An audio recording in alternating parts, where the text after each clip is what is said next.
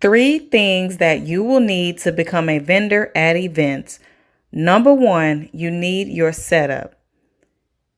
The event host may provide these things. If not, for outdoor, you need a tent.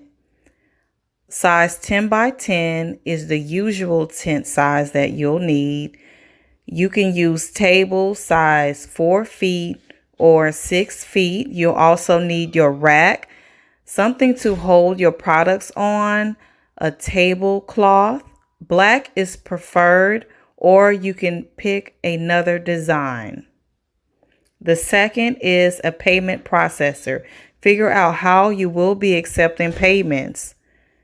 The third thing is the products, of course, and lots of product. You want to be able to fill your space and make your space look full.